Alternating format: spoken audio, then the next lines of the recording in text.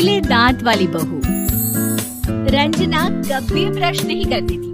उसे कितनी बार उसके माँ बाप ने डांटा, लेकिन उसका कोई असर उस पर होता ही नहीं था, जिस कारण से उसके दांत पीले पीले हो जाते हैं। शादी के बाद।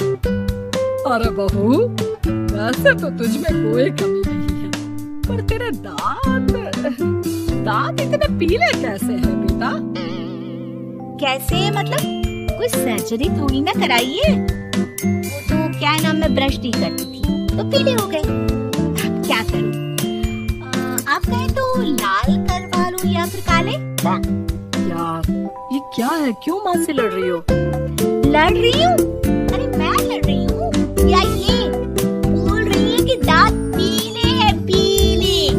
अरे तपस्या थोड़ी ना की है इन्हें पीले करने के लिए। बकायदा ब्रश नहीं किया है 20 साल तक, तब जाकर। छी, कैसी बात कर रही हो? ये उस वक्त तो पीले नहीं थे जब हम लोग तुम्हें देखने आए थे। अरे तब साफ करवा लिया होगा डेंटिस्ट के पास जाकर। अब देखो कैसे पीले पीले लग रहे हैं। रंजना सास की तरफ गुस्से से देखती है। फिर शुरू हो गई पीले पीले पीले। अरे पीले तो तब भी थे जब मेरे हाथ का रसगुल्ला उड़ा उड़ा कर खा रही थी और बोल रही थी, लड़की नहीं गुणों का खजाना दे रहे भाई साहब आप। खैर, अब वो लोग करते भी तो क्या करते, पीले दांत वाली बहू पल्ले पड़ी थी तो झेलना तो था ही। एक दिन कीर्तन में रंजना गाना गा रही थी। अरे कमला बहन, माँ का द्वार है, यहाँ तो सब शुद्ध होकर आते हैं, फिर अपनी बहू को ब्रश भी नहीं करवाती तुम। दूर से पीले पीले दांत भक्ति में बाधा उत्पन्न कर रहे हैं। अरे कोई 2 साल के बच्चे थोड़ी ना लेकर आई हूँ मैं बहू बनाकर। अच्छी खासी लड़की है, अरे कैसे करवाऊं ब्रश? ये तो उसे खुद करना चाहिए ना। अब माँ बाप तो इसके जैसे तैसे निपटा दिए, ये नहीं सोचा कि सास कैसे संभालेगी। सास बहू को लेकर घर आ जाती है, लेकिन सोच लेती है कि अब इसे लेकर कहीं नहीं जाएगी। अगले रोज बहू कहती है, अरे क्या हो गया, मंदिर नहीं जाना क्या? कीर्तन का वक्त हो रहा है। मेरी मधुर वाणी से कान्हा जी जागते हैं और सोते हैं। आप तो जानती है ना उनकी भक्ति में कितना मन लगता है मेरा। वो क्या है ना, तबीयत ठीक नहीं लग रही है मेरी, आराम करूंगी मैं। तबीयत ठीक नहीं लग रही? अभी तो मिथुन के गाने पर नाच रही थी आप, और अब बोल रही है कि तबीयत ठीक नहीं लग रही। अरे भक्ति में मन लगा लो सासू माँ, ऊपर जाना है, क्या मुंह दिखाओगी आप? हाँ? सास को बहू की बात पर गुस्सा आ जाता है। मैं क्या मुंह दिखाऊंगी, इसकी चिंता तो ना कर, समझी? अपने मुंह की चिंता कर, जो ये पीले पीले दांत लेकर हर जगह पहुंच जाती है। पता है लोग कितना मजाक बनाते हैं। ना जी ना, मैं नहीं जाना कहीं तेरे साथ।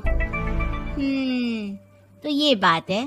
कोई ना, मत जाओ, मैं अपने कमरे में ही बैठकर भक्ति कर लूंगी। ऊपर वाला दांत थोड़ी ना देखता है, मन देखता है, भावना देखता है। और अरे बस बस, तू सब कुछ दिखा, बस ये सफेद चमकदार दांत ना दिखाना किसी को, है? जा यहाँ से। बहू को सास की बात का कोई फर्क नहीं पड़ता, वो तो जैसी थी वैसी ही रह जाती है। सुबह नहाकर किचन में खाना बनाना, फिर खाना खाना, कीर्तन भजन करना और सो जाना। एक दिन, माँ जी मैं सहेली के घर जा रही हूँ, शाम को लेट आऊंगी। हाँ, तो जाना, मैंने कौन सा तेरी आरती करनी है घर पर बैठकर। रंजना सहेली के घर जाती है, जहाँ वो पार्टी में जाने की तैयारी कर रही होती है। अरे शिखा, कहाँ जाने की तैयारी कर रही है? मैं गलत वक्त पर आ गई क्या? अरे नहीं यार, उल्टा सही वक्त पर आई है। मैंने ये साड़ी और ज्वेलरी निकाली है यार, शाम को इनके ऑफिस की एक पार्टी में जाना है। बताना कैसा लग रहा है ये सब? नहीं यार, इस ड्रेस के साथ तो वो वाली ज्वेलरी अच्छी लगेगी। हाँ, सही बोल रही है, मैंने ध्यान ही नहीं दिया। वैसे तो हमेशा से मस्त फैशन सेंस रखती है। तो बड़ा जाती होगी ना पति के साथ पार्टी में। रंजना कुछ नहीं बोलती, बस सोचती है कि यार काश ये बात सही हो जाती, पर मैं क्यों नहीं जाती पार्टी में? क्या इन लोगों की कोई पार्टी होती नहीं होगी? रंजना घर आती है और रात में पति से सवाल करती है, एक बात बताइए, आप मुझे किसी पार्टी में क्यों नहीं ले जाते? क्या आपके यहाँ ऑफिस में पार्टी नहीं होती?